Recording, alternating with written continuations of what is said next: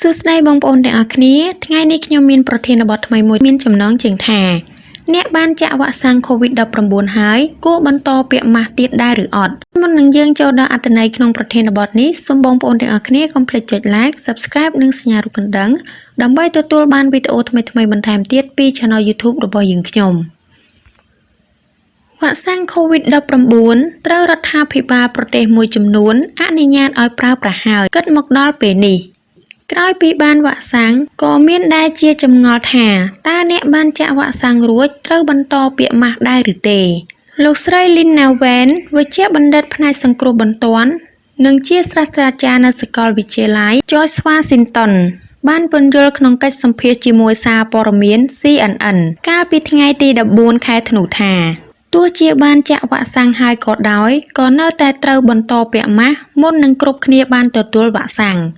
លោកស្រីពន្យល់ថាតាមការសិក្សាវ៉ាក់សាំងបង្ការ COVID-19 Pfizer ឬ BioNTech ដែលសហរដ្ឋអាមេរិកកំពុងប្រើមានប្រសិទ្ធភាពការពារមិនឲ្យមនុស្សធ្លាក់ខ្លួនឈឺនិងមានជំងឺធ្ងន់ចំណុចនេះលោកស្រីបញ្ជាក់ថា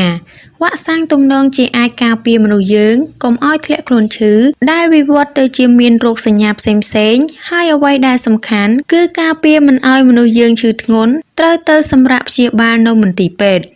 ប៉ុន្តែលោកស្រីថាការសិក្សាលើវ៉ាក់សាំងមិនបានបញ្ជាក់ទេថាតើវ៉ាក់សាំងអាចការពារមិនឲ្យវីរុស COVID-19 តោងជាប់នៅប្រព័ន្ធផ្លូវដង្ហើមរបស់អ្នកដែលបានទទួលវ៉ាក់សាំងហើយអាចចម្លងទៅអ្នកផ្សេងទៀតដែរឬទេលោកស្រីបន្ថែមថាវានៅតែមានលទ្ធភាពអាចកើតមានថាអ្នកបានវ៉ាក់សាំងហើយប៉ុន្តែនៅតែអាចជាអ្នកពាំនាំវីរុស COVID-19 ឆ្លងទៅអ្នកផ្សេងបានដោយគ្រាន់តែថាអ្នកទាំងនោះមិនមានចេញរោគសញ្ញាដូចនេះលោកស្រីថាពេលអ្នកទាំងនោះនិយាយដកដង្ហើមឬកណ្ដាស់